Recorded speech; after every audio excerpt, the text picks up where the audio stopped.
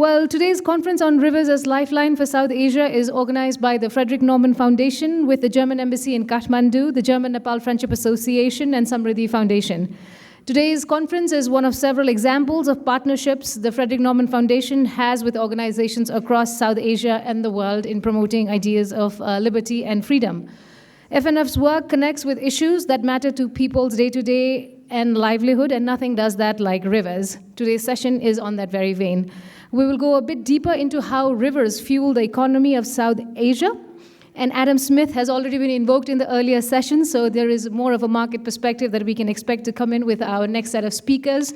But to unpack the issue a little further and then to help us frame what we're going to talk about, let me invite our next expert speaker. Our speaker heads the SAARC Development Fund and has over 2 decades of experience bringing the private sector, government, and communities together to develop infrastructure projects in the region. Here is a person who's sitting on a lot of money. So please join me in welcoming Mr. Satya Shiva Saswat on stage. Good afternoon, distinguished experts, esteemed panelists, ladies and gentlemen. It's a privilege to be amidst you and putting across my perspective from the organization I represent. And I would like to congratulate the panelists in the first session for making such an exhaustive and knowledgeable presentation. It was quite an eye-opening session. I will try to bring in something which are mostly repetitive, but I would like to present something which was not touched earlier. Hopefully that will bring value to the whole audience here. Thank you. So we'll be touching upon mostly the sectors of the agriculture, energy, and trade across the South Asian region. South Asian region, as we all know, it's a Himalayan Hindu Kush HKH region. We are endowed with so many rivers, around 20 river systems with 10 major river systems that span across 6 countries like the Bhutan, Bangladesh, Nepal, India, Pakistan, and Afghanistan. So the characteristics of the rivers are like, as we know, these are from the upstream, midstream, and the downstream. So in the upstream, we see the rivers with deep gorges, the turbulent water flows. Then in the mid and the downstream, in the midstream, we have slightly gentler things, which opens up different opportunities. And in the downstream, we have the fertile, the delta region, where it is very much famous for agriculture, particularly rice cultivation in the Indo-Gangetic plains. Excuse me, can I? Next slide. As we have seen, the most essential things as rivers have no boundaries. So we have 6 countries, and so all these are transboundary. So like anything happens at the upstream also has an impact on the downstream. Like a flood happening in Nepal has an impact. Nepal or Bhutan has an impact on India, or a flood in India will have impact on Bangladesh and Pakistan. So all are fairly interconnected. And when we try to explore opportunities, we have to have this regional dimensions so that it will be more inclusive, and we can have a more integrated approach to finding solutions and exploring more opportunities. Next, please. When we say agriculture, the potential, it's fairly the cereal, the rice, what we get, the abundant water provides the best source for cultivation of agricultural products. But another very key things which in this region which has not been tapped to the fullest extent is the pisciculture. We have extremely rich flora and fauna, and these are areas where particularly countries like Bangladesh and India have done a fair bit of advanced harnessing of these things, but other countries has a lot of potential, and still compared to some advanced economies, we are yet to catch up. But these are the growing areas where properly, if we have a good supply chain network So, and this pisciculture can be an excellent source of not only food, but also a very vital nutrients for the vast populations, like 1/4 of the population resides here. And vital nutrients and protein source fish is a very, it will cater to the maximum population in the region. Then, of course, the hydropower is a major energy source. Like we have the run-of-the-river multiple projects in Bhutan and Nepal, as well as some big mega hydro projects. So it's a constant source of renewable energy, where the entire region can slowly diminish the fossil fuel or the conventional nuclear energy, and we can shift more to the renewable source. And it has to be sustainable in the long run, as so many advancement in science and so much experts' opinion have to be considered, that it not only has to cater like hydropower, not only as a source of electricity, but also it can be developed like a storage of water, so that it can be used in the off-season, or so that we can tackle the issues of drought, as well as also cater the flood situation. So it has to be a inclusive approach. So when, like for example, we evaluate projects of different hydropower projects in different countries, we try to bring in a sustainability element, whether these are, whether the local population's representation is there in the project, whether the project, other than serving the main hydroelectric generation issue, are they also trying to address the other issues, so that environmentally it is okay, as well as the economic and the social aspect is also not ignored. Coming to the trade potential, as Dr. Hussain earlier in the panel mentioned, that we have an excellent scope in all the river system to have a very good navigation system. In fact, the South Asian region, like we have around 10% utilization of inland waterways, vis-a-vis maybe 50 or 60% in maybe Europe, in other advanced economies. So this brings a lot of opportunity to have a proper inland waterway system. In Indus system, there is a lot of opportunity. India has started with inland waterways for the waterways 1 and waterways 2, linking inland waters of India and Bangladesh. And third countries can also be a beneficiary. For example, trade happening in Nepal, mostly it goes through the conventional roadways, and the number of logistic days, it may be 20 days through road or rail. So it can be cut through the inland waterways. So it's economically cost efficient as well as environmentally friendly, and it opens up a lot of opportunities. So many things are on present, like Ganges and Brahmaputra, for example, we have waterways, but other things are also getting developed. And it also has to be like linking small rivers and canals, so that the trade potential in hinterlands, it can be also reached to the maximum extent. Last would be the potential of the tourism.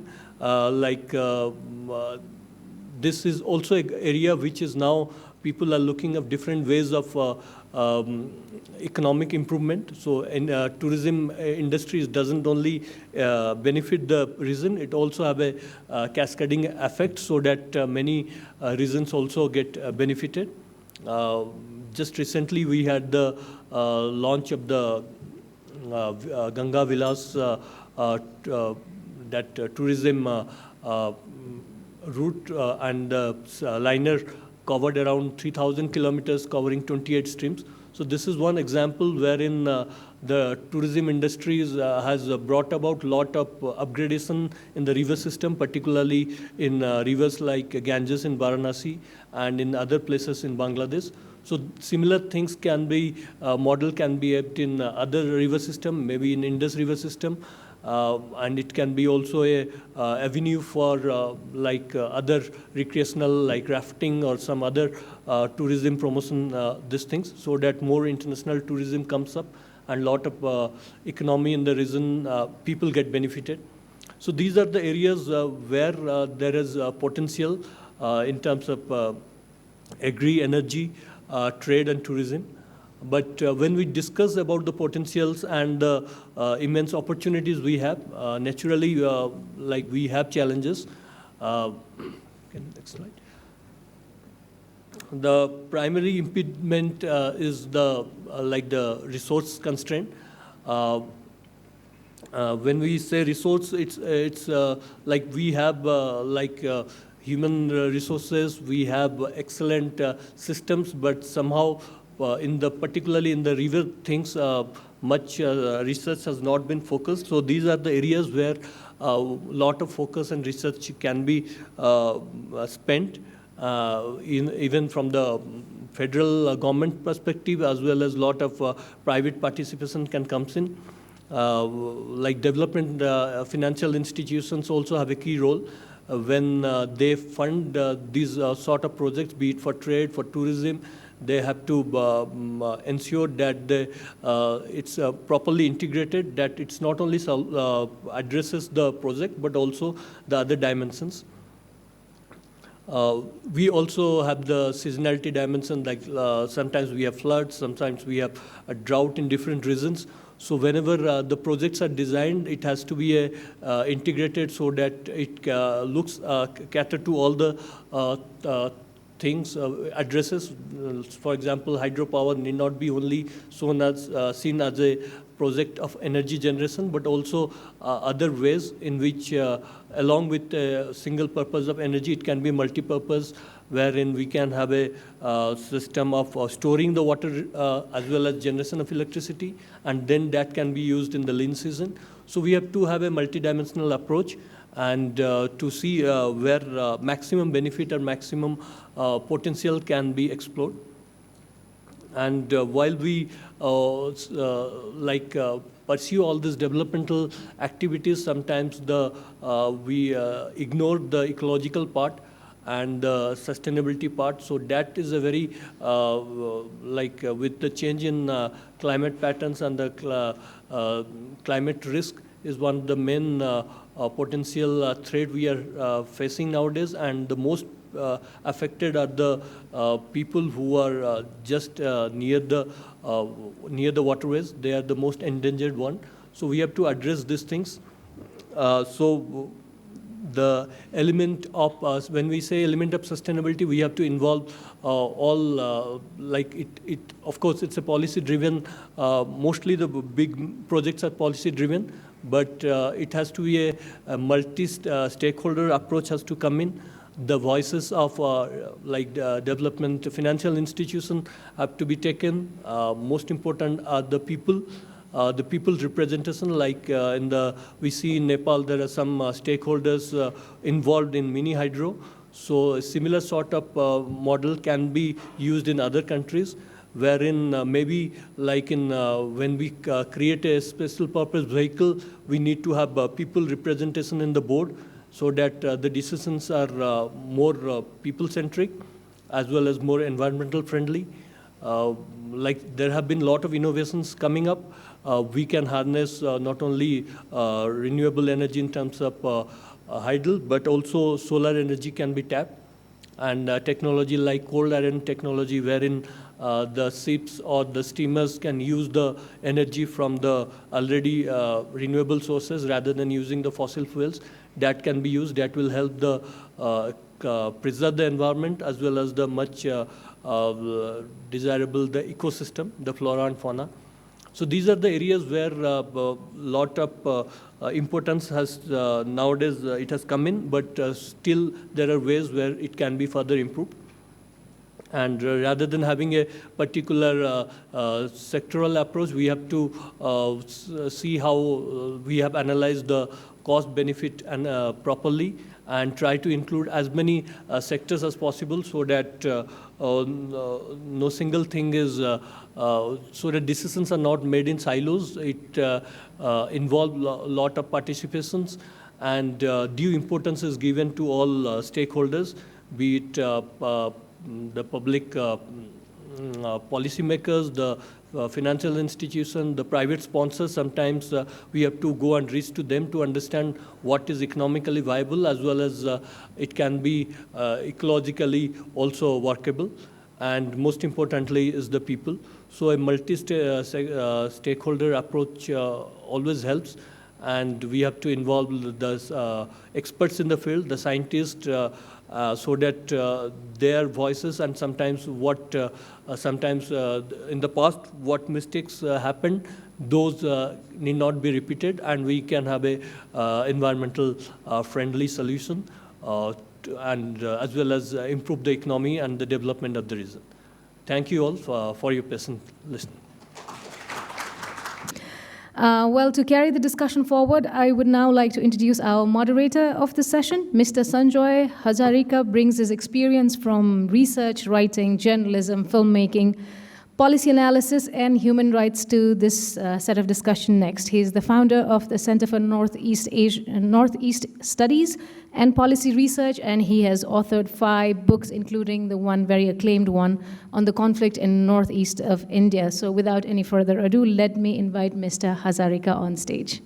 Our thanks to the Frederick Norman Foundation for getting us here to this wonderful country again and its people, to Dr. Klein for his support and friendship over the years, and your partners in enabling this conference to take place. In Africa, they have a saying. It's just 3 words. All protocols observed. So all protocols being observed, we shall move on to our afternoon session. But before that, I just wanted to say a few things. I'm intrigued by, of course, the title of this conference, Rivers as Lifeline. I think rivers need a lifeline.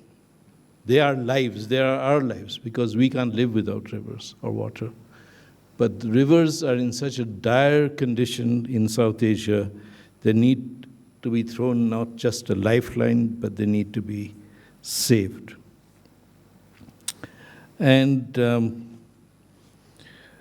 what we will try and do in the panel is that we have, of course, 4 panelists who will all, I'll put questions to them as they will respond, but we will try and have one round of conversation among the panel, because I think that makes it more interesting, perhaps for you, certainly for us, and reduces my load. And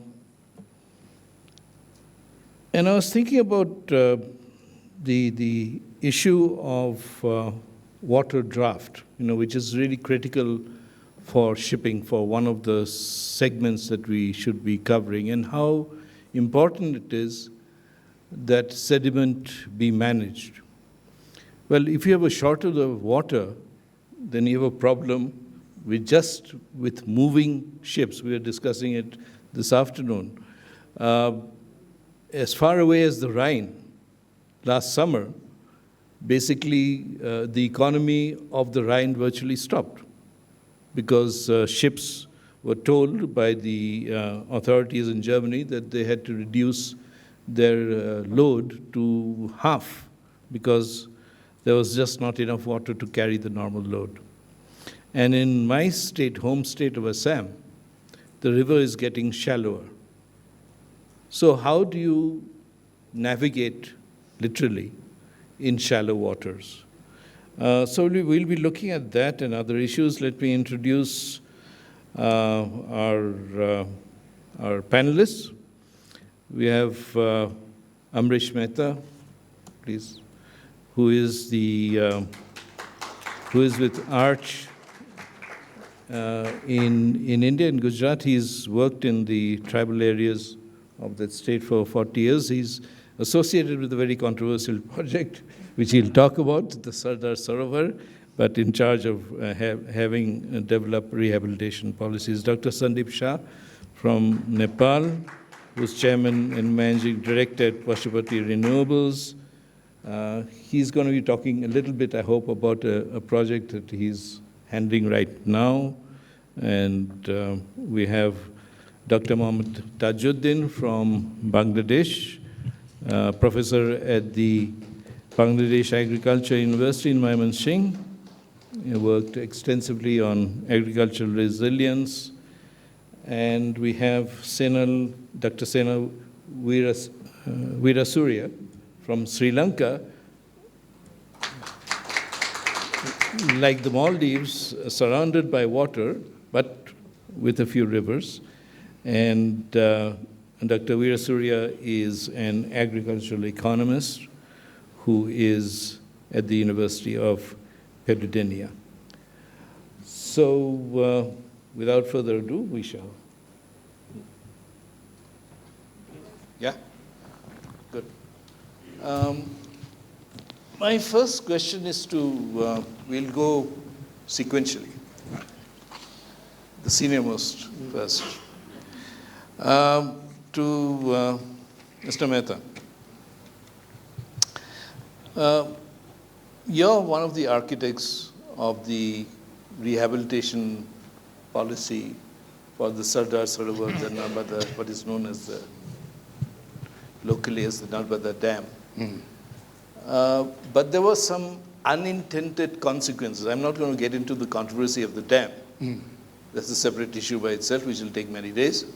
But on the unintended consequences of the dam, what were the impact, apart from the fact that you had a successful rehabilitation, despite the controversy, what were some of the unintended consequences that impacted people's lives, livelihoods, and still continue to do so?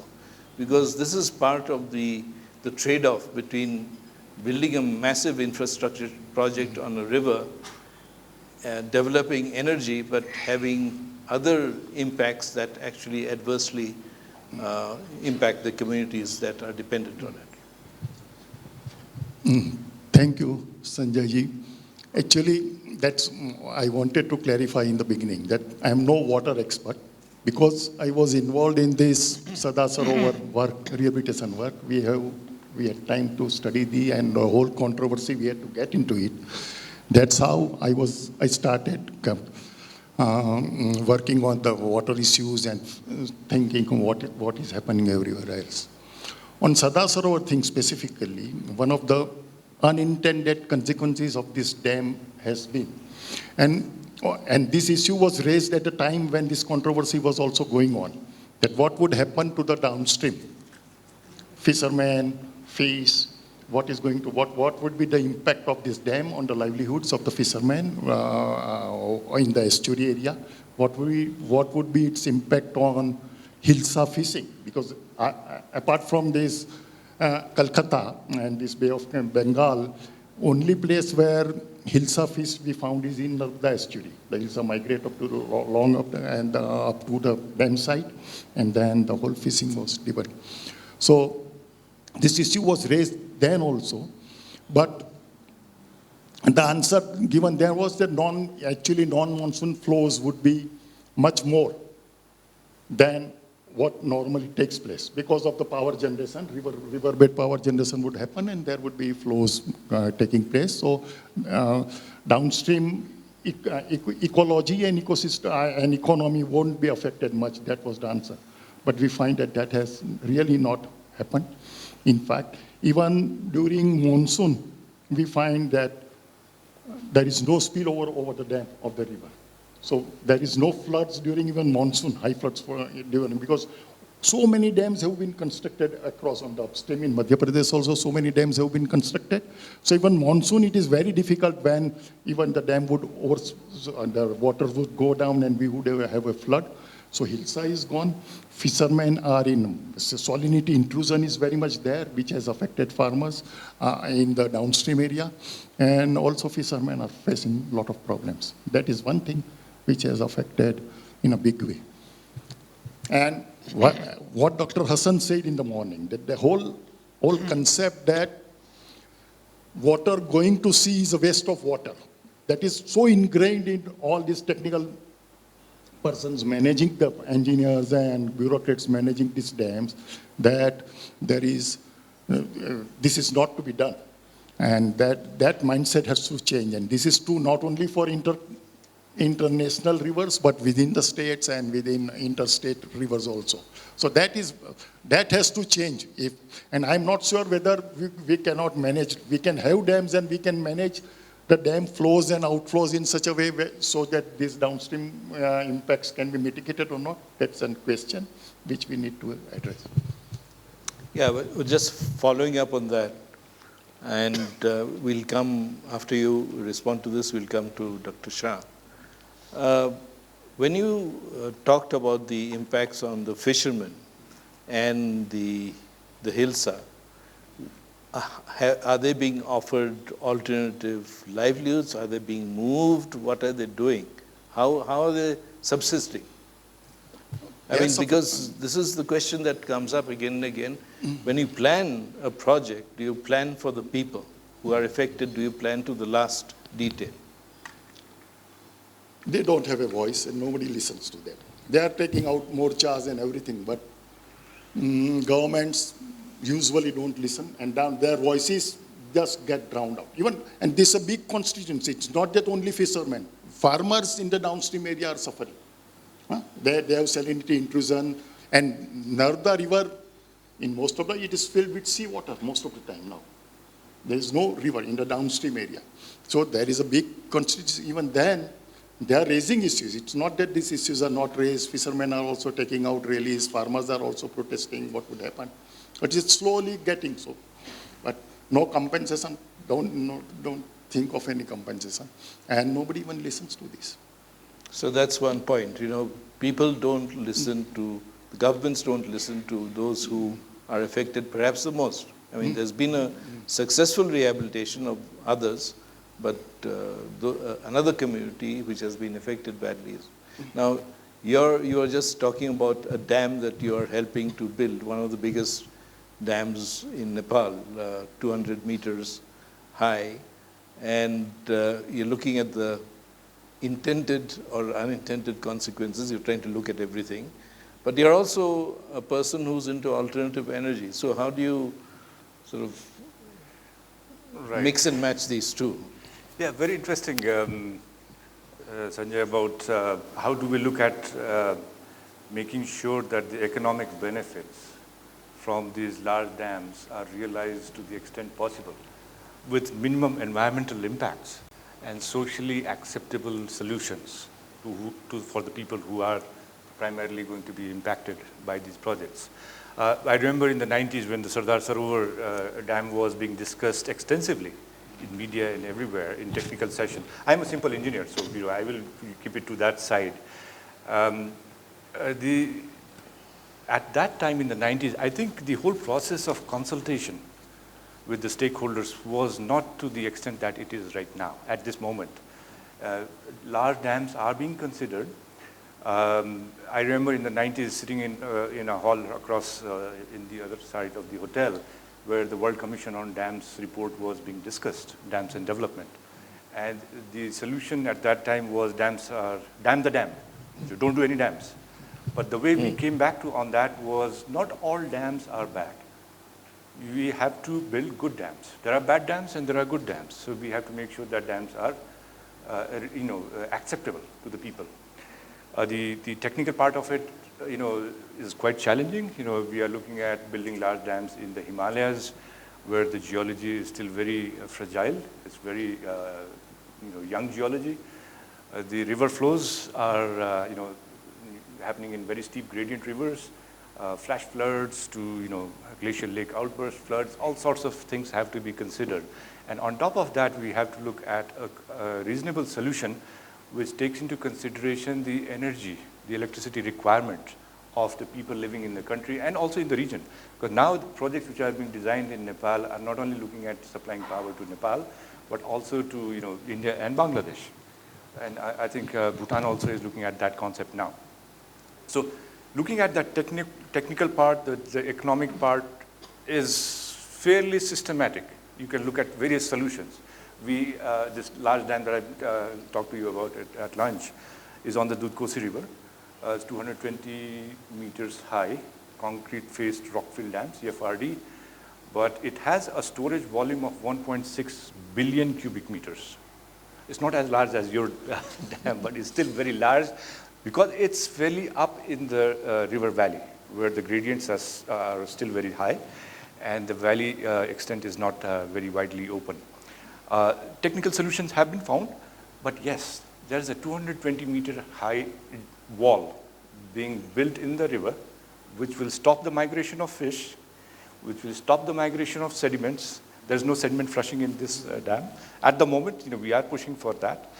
But more than that, what we see, yes, technical solutions can be found. We can have a peaking reservoir. We can, satisfy the peak electricity demands for Nepal and perhaps in India. We can look at the dry season flows. We can look at the dry season demands in Nepal. We can look at the wet season demand, the warm season demands in India, and technically optimize that solution. But what is also being discussed extensively now, and this is different from the 90s, is the informed consultation. There's been an extensive alternative analysis done for this project. Various types of concepts have been looked at, very high dams to small dams to medium dams, different dam locations. Impacts have been very clearly identified. Yes, there may still be some unintended impacts after construction.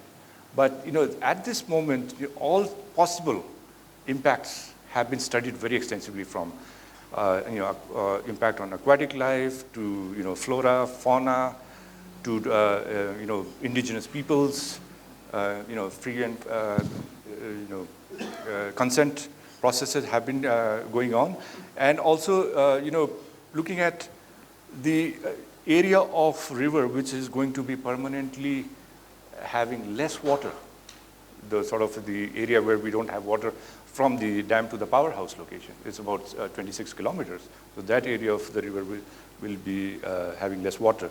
Now, economic displacement, livelihoods, everything has been looked at.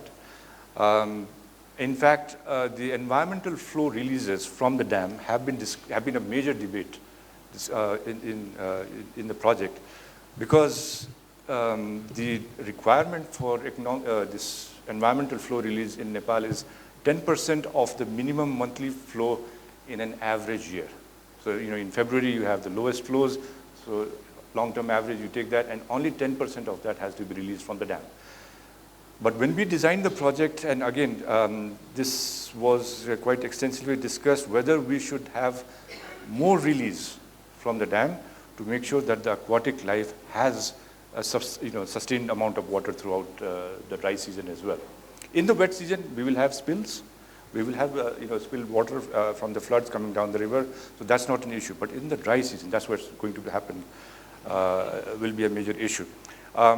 Then this will be a peaking plant.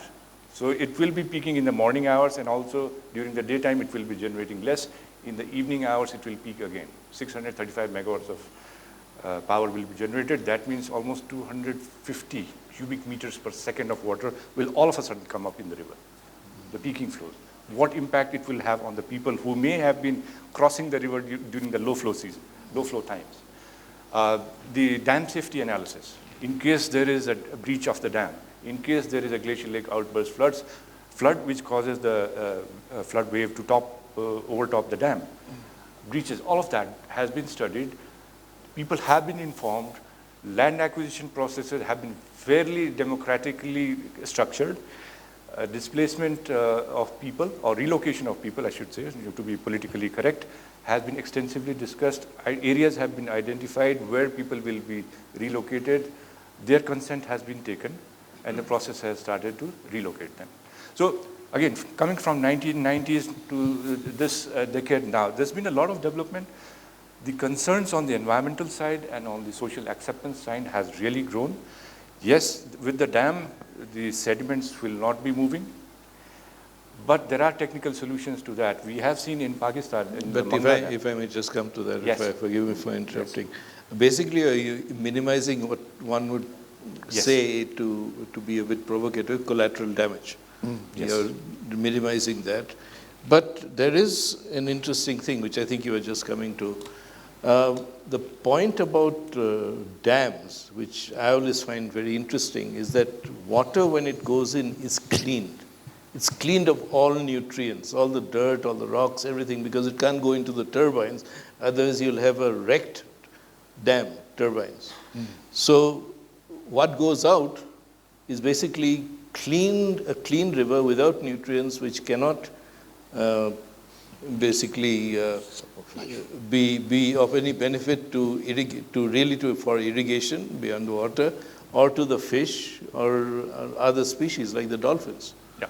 So right. So in that situation, I was just coming to a case where in Pakistan, the Tarbela Dam and the Mangala Dam, they had this issue about very clean water coming down from the powerhouse area, and devoid of any sediments or very little sediments. And what was happening, again from a technical perspective, and more of an economic loss to the project, was all of the sediment was being deposited upstream of the dam, and reducing the reservoir volume, so that the peaking volumes required for generation were depleting.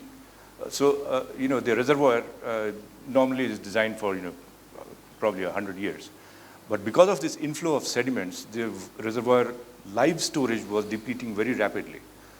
So this was a major concern because they were not able to generate peak electricity.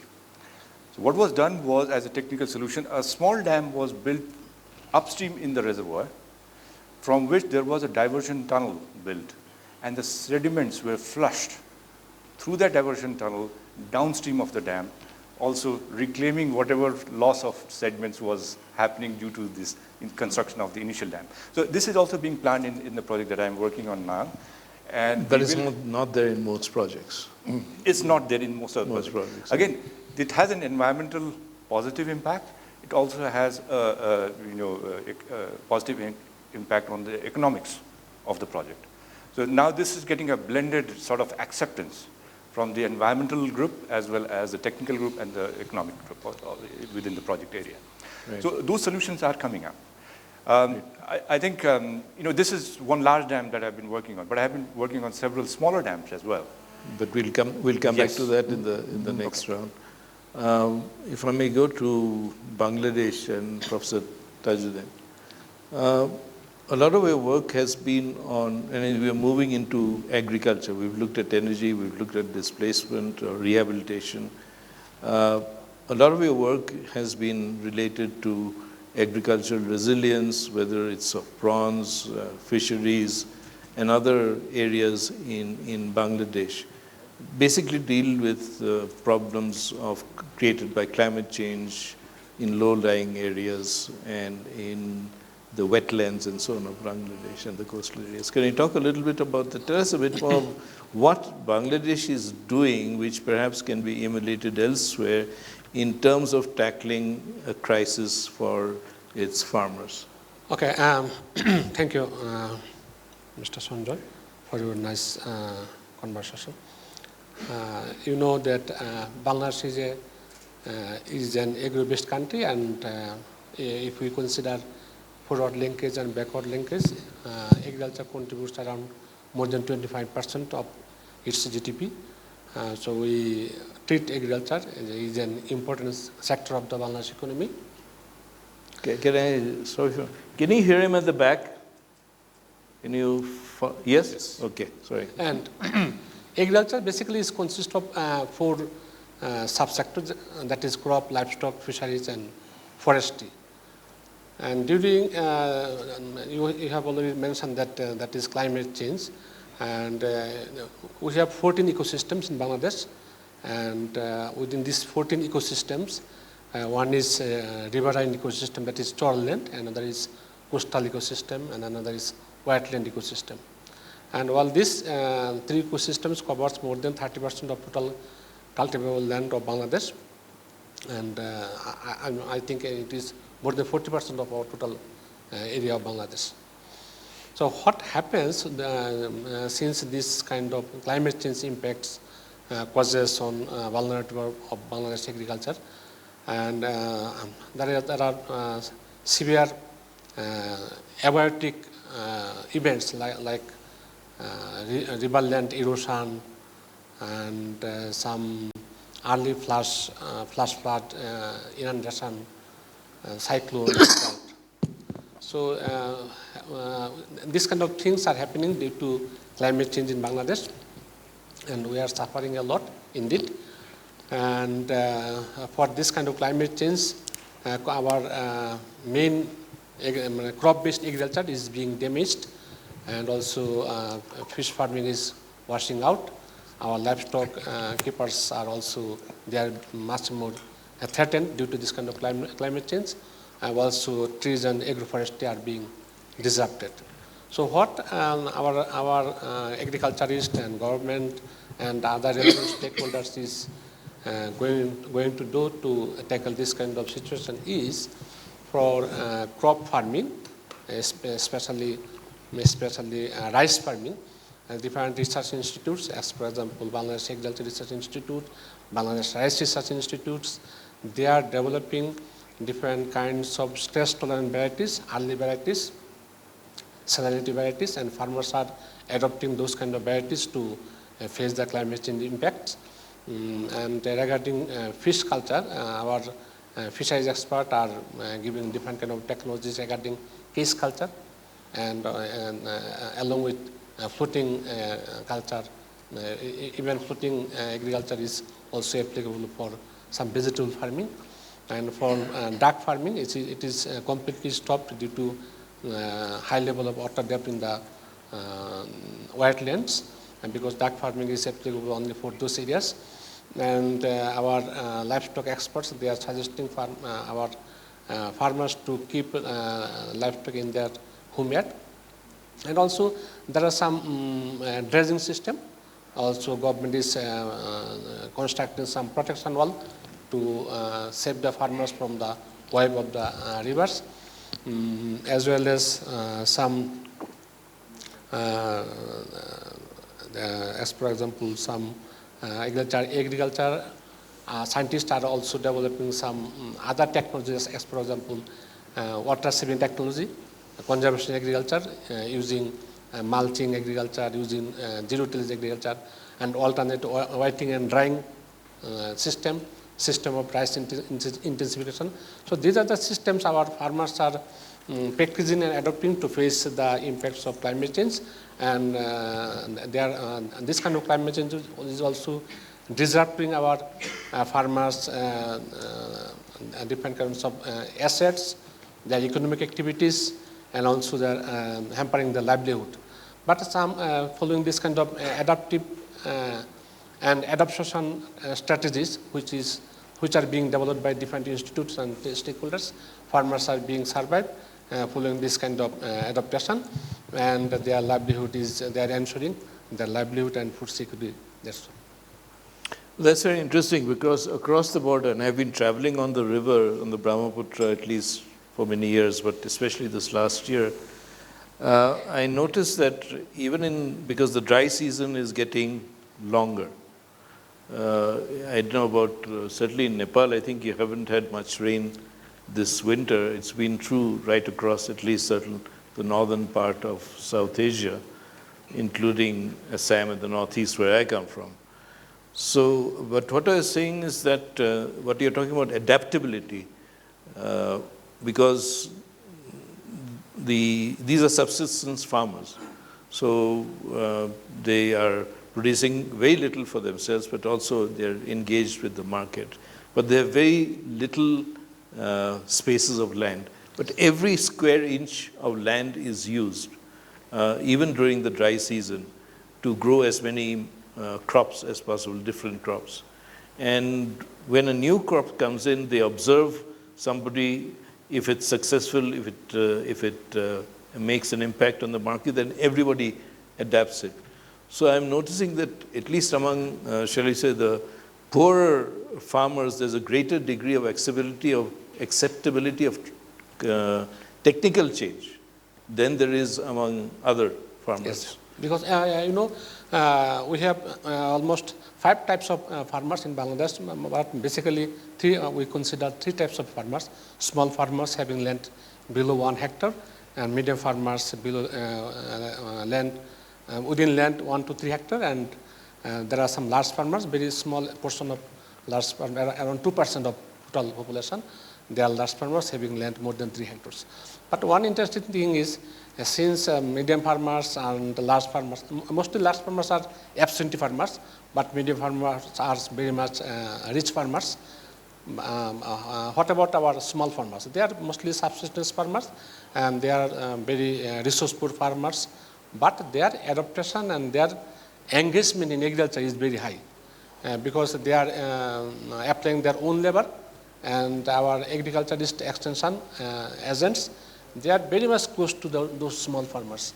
When they visit farmers' field, always small farmers are receiving different kinds of consultation, different kinds of suggestion from the extension agents or agricultural scientists, and they are being benefited a lot. And if we think that we always say that there are now Bangladesh, most of the farmers are subsistence farmers, and they are producing crops for their own survival. And basically, if you consider cropping intensity, in terms of cropping intensity, this percentage is much more higher for small farmers in comparison to medium farmers, and they are even they mostly what is that cropping intensity of Bangladesh is around 220%. That is, a farmer produces more than 2 crops in a year on the same plot. But for those small farmers, even sometimes they are producing four crops in a year. So in fact, they are very much they are acting a strong player to save our agriculture, and they are producing a lot. Their crop productivity, their yield is much more higher than medium and small farmers. And if we say that precision agriculture is very much is going to be very much familiar to our developing countries, and those small farmers are adopting this kind of precision farming activities, because they know which inputs should be applied when, and they are properly utilizing this kind of agriculture inputs for getting better output. So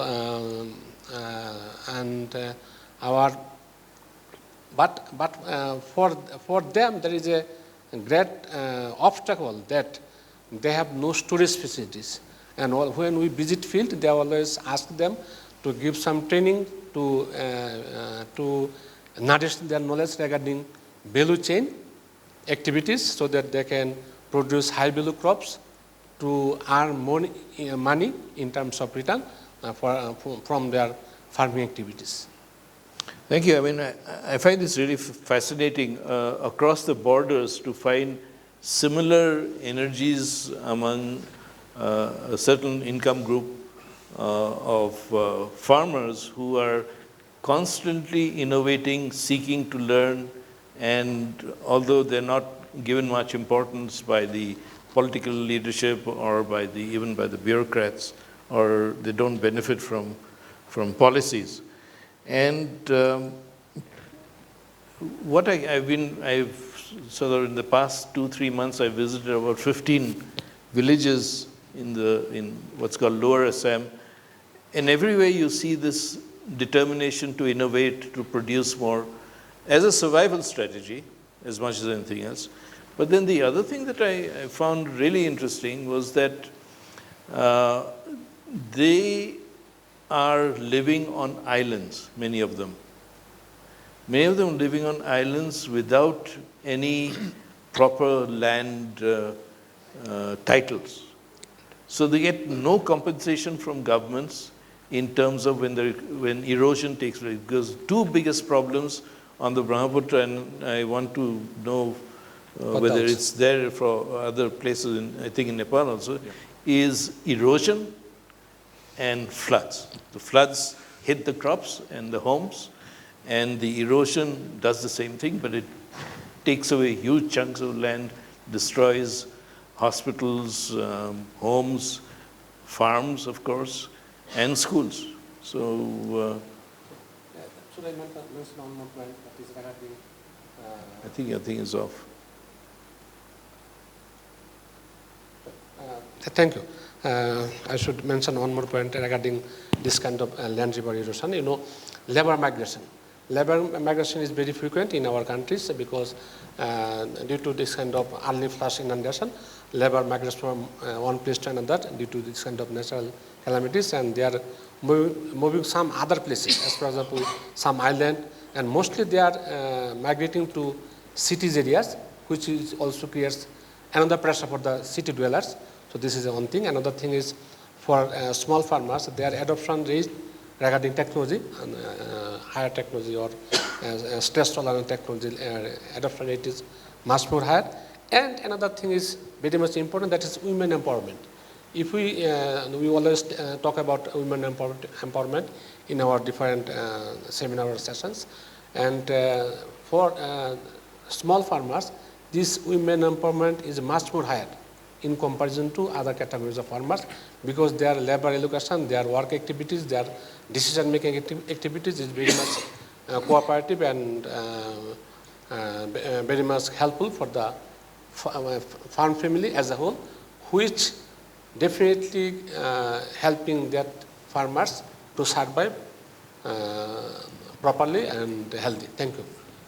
Well, I'm very glad you brought up the gender point, because I'm very conscious that this is a manel. It's not a panel, it's a manel. And we needed at least women's representation here. So I apologize, but this is not in my hands. But now we'll go to somebody who's really uniquely placed, because he comes from the beautiful island nation of Sri Lanka, which has its own many challenges and crises. So, yes. Dr. over to you. Yes, so thank you for this opportunity and FNF for inviting me. So yes, during the discussions, even in the previous panel, Sri Lanka was discussed very less, if not none, right? For obvious reason, because the transboundaries doesn't apply, right? But if you take away the transboundary issues, everything else, all other issues, you will see that it's more or less emblematic of the Sri Lankan situation. We, like all the other issues that were spoken about, we also, can see in a Sri Lankan context. And let me give you a little brief overview of Sri Lanka concerning rivers. And Sri Lanka being an island, we have about 103 rivers, most of which originating from the central Sri Lanka and then down to the sea.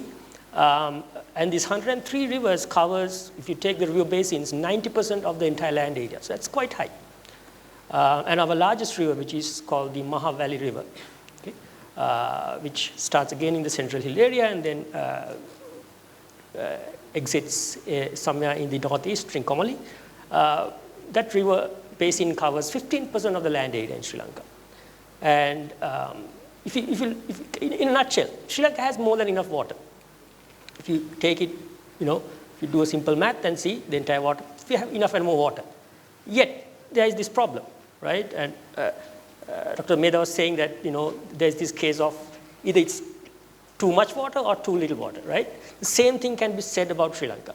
We due to, temporal or spatial disparities, extreme events, we see this scarcity issue in Sri Lanka as well. Some parts we have more water, some less.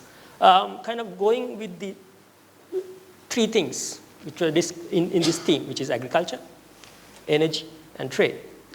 Two of them kind of applies heavily in a Sri Lankan context. For example, the entire rivers, if you take all these rivers, about 85% of this water is used for agriculture, irrigation. And out of that, a major proportion goes to paddy farming. It's close to about 70%. Major portion, paddy, rice being the staple food, and a major portion goes into irrigated paddy farming. And in Sri Lanka, we do practice wet paddy. We don't have any dry. And the rest goes into drinking and other uses. So that itself is closely, linked with agriculture, our rivers. And if you're familiar with the history of Sri Lanka, because of this, scarcity issues, we do have 2 monsoonal rains, bimodal rain pattern, And in between, especially in the northeastern areas and then in the southern areas where it is dry and water is limited. So the ancient rulers back then realized this importance, and then they came up with these man-made reservoirs or tanks.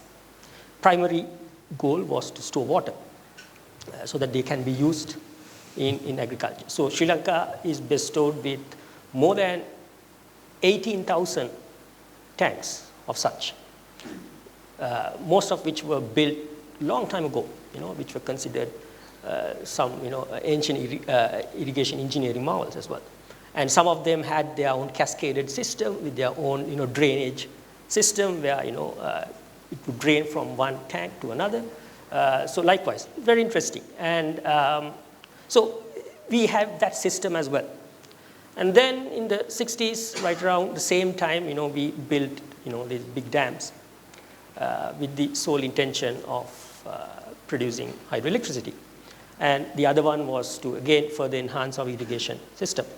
So now if I go into the next one, energy, we now produce about 40% fluctuates, but it produces about 40% of the entire energy requirement of Sri Lanka, hydroelectricity. So that plays a big role. It fluctuates, of course. There are the own issues, we were talking about, Dr. Shah was talking about, siltation in the reservoir, which brings down the capacity to produce electricity, which is again a problem. And they've been discussing about desilting, which I think, which they have found out is an extremely expensive endeavor to do. So likewise, so in agriculture and energy, it's heavily, linked and integrated with our river system. If you take trade, this is where we almost kind of falls off the radar. In Sri Lanka, hardly no trade takes place, very little. One thing is that rivers. From rivers, yes, sorry. So in rivers, hardly any trade, very little. Maybe a few ferries here and there. There are no bridges in rural settings, but the government has tried, at least in an urban setting. There are some canals built based on these rivers by the colonial rulers, so as a means of maybe cutting down the congestion, maybe a ferry service, but it really or for tourism, but it really never kicked off. So trade is something that doesn't happen along rivers in Sri Lanka. And before I kind of stop my introduction, like this issue of transboundaries, negotiations. Although we don't see that in Sri Lanka, but we do have, there are cases of regional disputes inside Sri Lanka, especially related to water distribution. Although it has not been, long running or chronic, but there have been situations of such. Certain water diversion projects have been met with resistance. For example, certain expansions have been met with resistance because of some adverse effects again. And all in all, I would kind of touch upon these issues next time. But the government, again, the Sri Lankan government has a large role to play, more so with this set of challenges that we have in the future. Thank you. One thing that's transboundary is climate change. So I'm sure Sri Lanka is perhaps more affected by that, but then other issues relating to the ones that we speak of. But one thing I want to pick up on, and perhaps Dr. Shah and Mr. Mehta, you would like to respond on this, is something that Dr. Sena spoke about initially about navigation. Rivers are not used for navigation or trade or anything. And I think rivers, although the initial presentation did talk about the potential, I think rivers as a player in trade is still, there's still a low, it's a low-hanging fruit, but nobody's picking up the fruit. So maybe since you design dams and you work on protecting people who are displaced by them. Maybe you could both reflect on this a bit as to why this is not happening. And surely, in a land of how many rivers? If we talk about South Asia, 200 plus, maybe more rivers. In the monsoon, it becomes 5 to 10,000 rivers. Why are the waterways not really functional? Yeah. In terms of just volume of trade. Right. If you look at especially Nepal, India, Bangladesh, that the river networks, within Nepal, the rivers are very steep, up to a certain level before they come into the plains. Very steep gradient, so it's very difficult to do any large-scale navigation possibilities there. Coming down into the plains where we get into flatter terrain, the possibility of some inland navigation is possible. However, the issue right now has been the sedimentation which is happening in these rivers. There's a lot of sedimentation, and the river depth, the water depth in the river is becoming shallower. And the amount of buoyancy required to lift a ship or a barge to take it into that river is becoming very less. Now, there is a study which has been done by the government of Nepal recently where they are looking at bringing in ships from the Haldia port near Kolkata up through the Ganges, up to the intersection with the Koshi river in Nepal, offloading a certain portion of the payload, and then because the river is shallower in that area, Koshi is shallower than the Ganges, of course. So that with buoyancy it will come up and then bring that barge into Nepal. Now, again, this is all technically being studied right now. Nothing has been practiced. Licenses have been given out to certain shipping companies to try it out. Hasn't happened. The question would be, what will you do with the luggage, yes, what will happen to that? The goods that are dumped on the side? And reload and take it back, or do you use trucks, or do you use railroad to take that? So again, the whole economics also has to be looked at. There are other options: trucks, railroads. So yes, multimodal. Yes, all of that. Multimodal transportation systems are being looked at. But I think the most important thing for Nepal and perhaps the northern part of India is also going to be the sedimentation, which is going to change the river channel all the time. And if dredging has to be done to open up these river channels, it's going to be a very expensive process.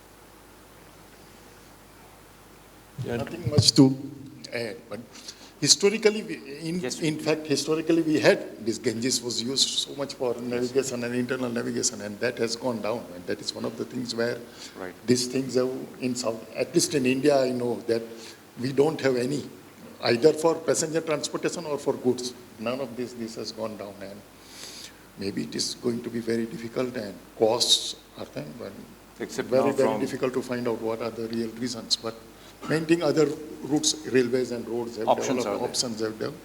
Initially, I think that certainly in South Asia, perhaps with the exclusion of Nepal as far as railways are concerned, certainly there's much more weight that railways and roads, highways carry over waterways. That may change, because attempts are being made to improve the landing facilities. In many places there are no jetties. Right. All these things have to be built from scratch. One more thing I would like to add is because of this seasonality of flows in these rivers, especially in the Himalayan rivers, we have very little flow during the dry season. And in the wet season, there is a lot of flow. So unless and until the flow is regulated by building dams, again, the whole concept of building dams, not only for electricity, but also for navigation. I'll take a vote here on who supports your building of dams. No, not here. Navigation, land reclamation, all these other multiple benefits also have to be looked at. So it's not only the electricity that is being, yes, it's a tangible benefit, but flood control, land reclamation we talked about, right? And you also mentioned about, how is that going to be addressed? Navigation. All of those multiple, intangible economic benefits. How do you value that when you design a dam? That's been a major bone of contention for most of these transboundary rivers here in Nepal. We have talked about Koshi High Dam. We have talked about the Pancheshwar High Dam on the Mahakali River. We have talked about the Karnali High Dam on the Saryu Karnali River. But those projects are still not going ahead because these projects are expensive. And who pays for it? Does the country which has the large dam pay for everything? Where all the people are displaced, where the land is inundated, or where the benefits are accruing? So that's a very sensitive issue. Very sensitive, so yes. you build a dam here and the benefits accrue downstream. Yes. So that's a difficult sell Yeah. Politically as much as anything Right. else. So I think rather than considering projects in isolation, these need to be discussed across borders, especially these large projects, because the benefits will be accrued across borders. It's not only in one country where these benefits will be accruing. We talked about Faraka Dam and all of that. These are all multinational projects. And it's not only the downstream riparian. We have to look at what is happening upstream of us also. There may be consumptive use of water happening upstream of us, which will reduce the benefits coming out of our project downstream. Now, how do we engage all of these people? Even if you look at Brahmaputra, what's happening on the Tibetan side, all these large dams which are being built, has there been any cross-border consultation? Similarly, a lot of rivers here in Nepal emanate from Tibet, in China, and no consultation going on. There's a lot of projects which have already been built in let's say, UP, Bihar, or in West Bengal. Has there ever been a consultation? Do we need to get into a consultation process if we build large dams here in Nepal? We talked about the river linking project in India as well. And one of the cornerstones of that river linking project is to build 5 large dams in Nepal. Now, all these large dams on the large rivers that we have will inundate a lot of land. It will displace a lot of people. Forget about biodiversity and other issues. And the flow will be regulated so that if there is any drought in any one of the river basins, the flow will be diverted from one basin to another. Again, interbasin transfer of water through these canals, going maybe all the way up to Yamuna in Delhi. So the dams will be sized up to that height so that the water from the Mahakali Pancheshwar Dam will provide water to Yamuna in Delhi. So all those plannings are being done. The feasibility, the detailed project reports have been prepared. Consultation, has that been done? No. And that's where the problem is. That's really the key. I mean, as was emerging from our discussions in the previous panel, trust, Yes. that 5-letter word trust, is essentially at the heart of all this. If you don't have trust with your neighbors, you're not going to get major projects that will move forward. And the trust deficit in the region Yes. is something, somebody was talking about the engine of growth. I think you were speaking about the trust is the engine that will drive. If there's no trust, the rakes will be there, there won't be an engine. I think that's the absolutely. critical part. Did you want to add something before we, I'm just looking at the time. How are we doing for time? Should we, can we move to the audience now? Should I add something? Yeah, just 1 second. 1 second. How are we doing for time? Half an hour. We have until 3:40 for questions, so 4 more minutes until you go to questions. Okay, you have 2 minutes, you have 2 minutes, and then we go Okay. over. I'm not. Yeah, it's on. It's on. It's fine. Regarding transboundary issue, today morning session, one delegates who raised the points of regarding Australia. And from this discussion, and we know that if we compare Bangladesh, India, and China, Bangladesh is the last downstream countries, and to those other 2 countries, they are withdrawing much more water for their own purpose, and Bangladesh is being suffered from that fair distribution of water. Anyway, regarding one issue that already Ambrose mentioned, that in India there is no government ban for fishing purpose, but in Bangladesh during breeding season of Hilsa fish, government imposes 30 days or 20 days ban during that 20 days or 30 days, no fisherman will be allowed to catch fish in those breeding zone. And during these 30 days or 20 days, government gives some incentive to those fishermen so that they can survive. This is one point. Another point is also government giving incentives in terms of farm mechanization to our farmers to increase cropping intensity, as well as to adopt diversified farming. Government give credit, government give cash incentive, cash support to force farmers to buy those small farm implements so that they can make shorten the cropping season. So this is the one incentive. Another is also government trying to stop the leasing arrangement of our fishing water bodies to the influential person. Rather, government is trying its utmost to distribute those water bodies to the real fishers. So that's the adding from my end. Thank you very much. Okay. Yeah, so kind of winding it up, we do have quite a lot of problems. We have the issue of pollution, right? We have the issue of erosion is going on. And then there is this issue on, the degradation of ecosystem services, loss of biodiversity.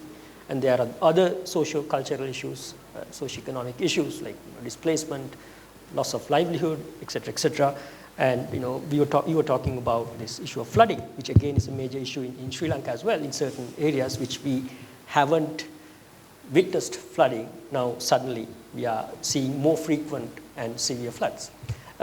So what is the way to go, I think? Like Dr. Shah was talking about the improvements made, right? I mean, maybe when we started building dams in 1960s, 70s, probably we wouldn't have thought much about the environment.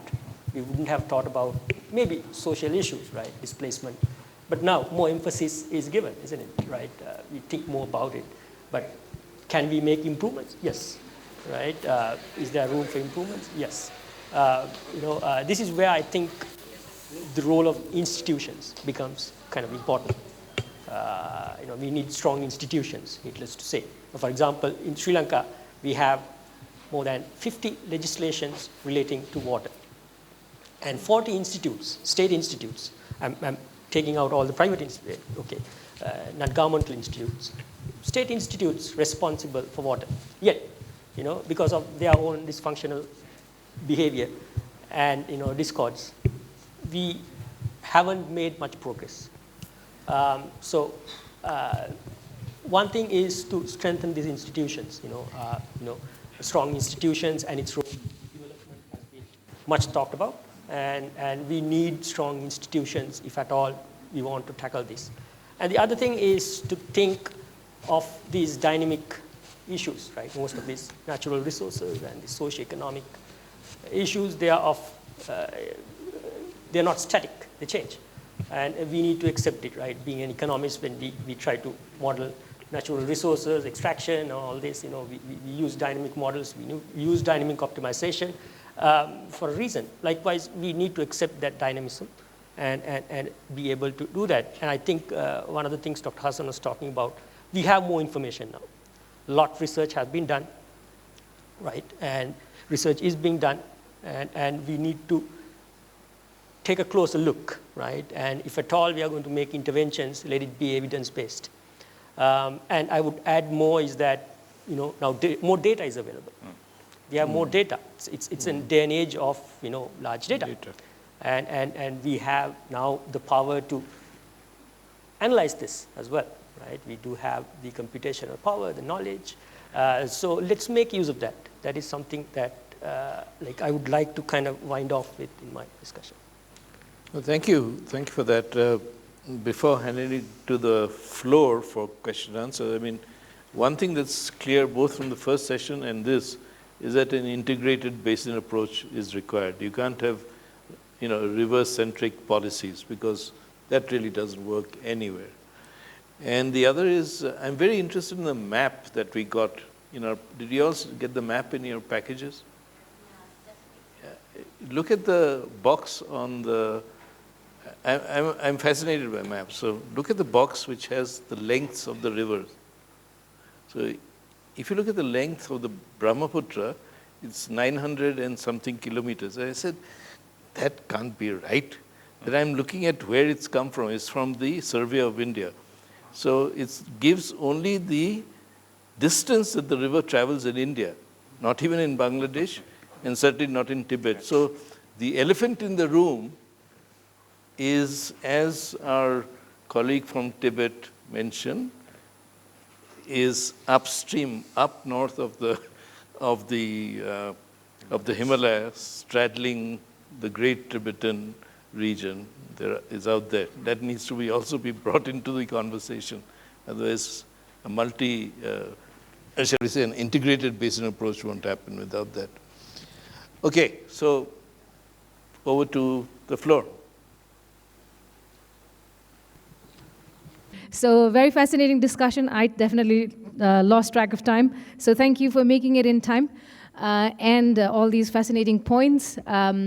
We have a small token of appreciation for all of you and also our expert speaker, Satya Shiva Saswatji. Can I request you to come forward?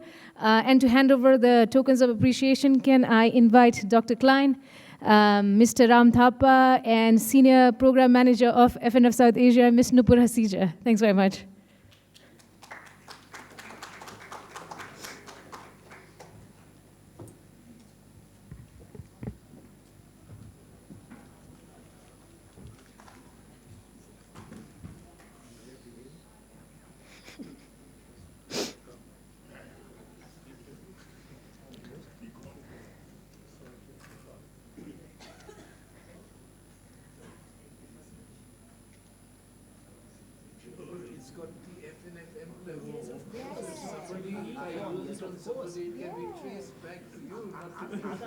And hopefully no plastics on the kukuri.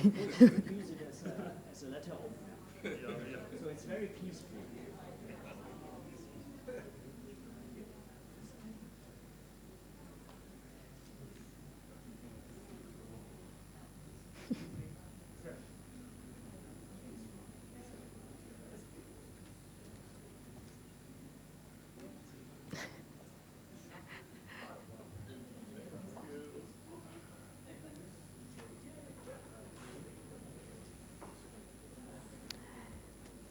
Thank you so much to our panelists and presenters.